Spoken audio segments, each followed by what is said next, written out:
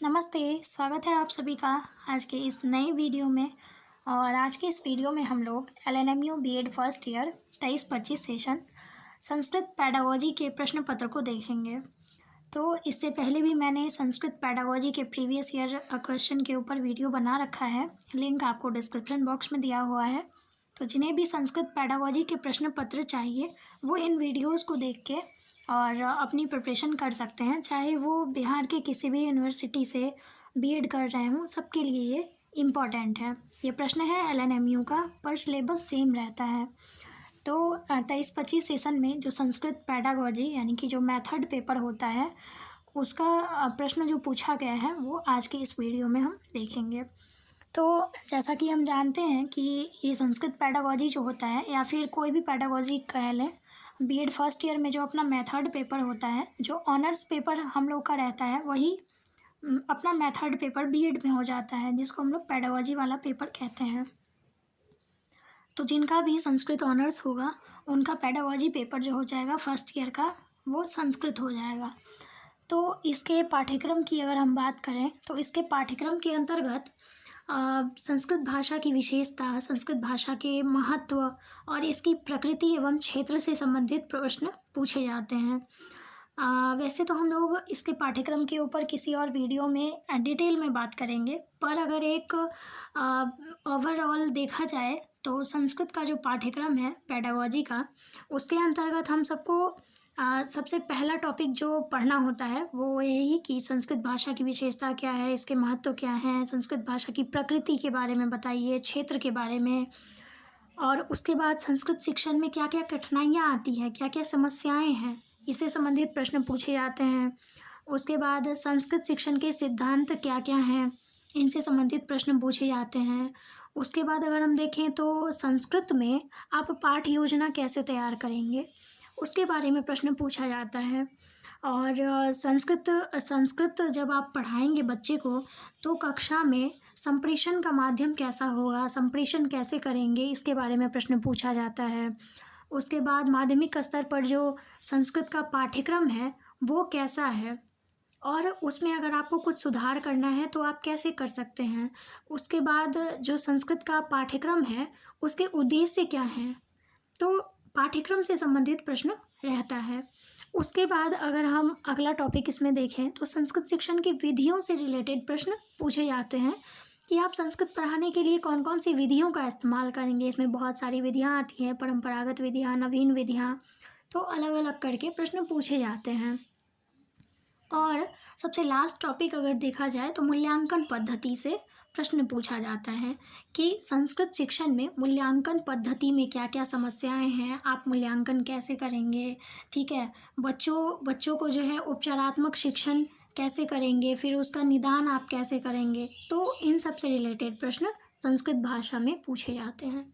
जो संस्कृत भाषा का शिक्षा शास्त्र है इसके अंतर्गत, शिक्षण शास्त्र है इसके अंतर्गत आपको यही सब टॉपिक मिला जुला कर प्रश्न पूछे जाते हैं।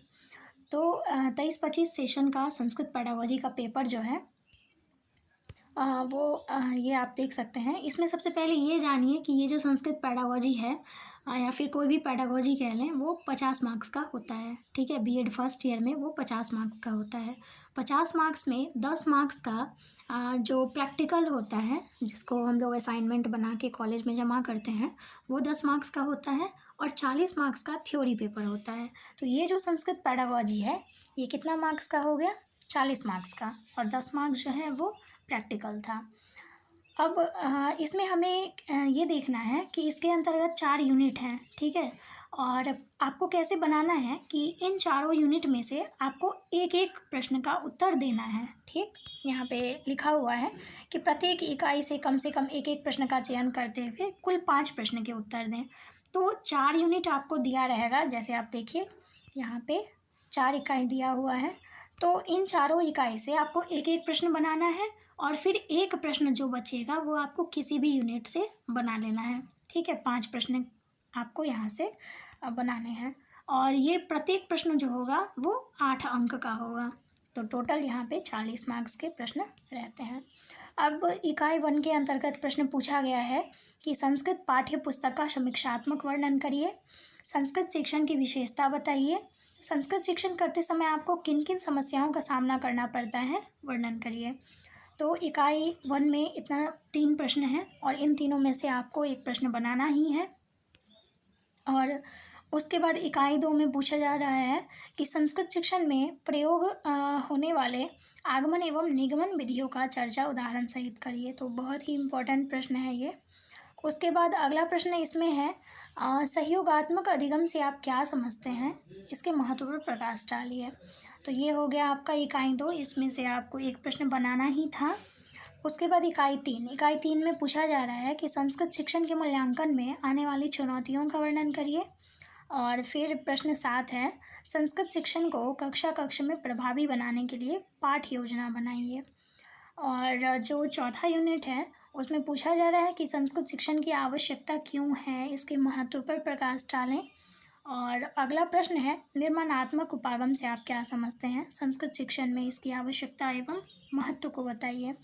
और फिर अगला प्रश्न है, कक्षा संप्रेषण का अर्थ स्पष्ट करिए।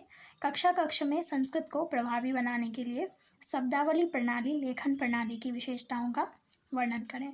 तो ये 4 यूनिट था और 4 यूनिट में से आपको 5 प्रश्न बनाना था।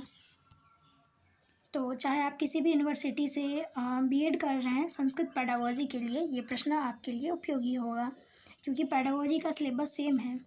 चाहे आप किसी भी यूनिवर्सिटी से कर रहे हों, पेडागोजी तो वही रहना है। तो ये सभी यूनिवर्सिटी के लिए अच्छा है, आप इससे तैयारी कर सकते हैं। तो मिलते हैं हम लोग अगले वीडियो में, तब तक के लिए धन्यवाद।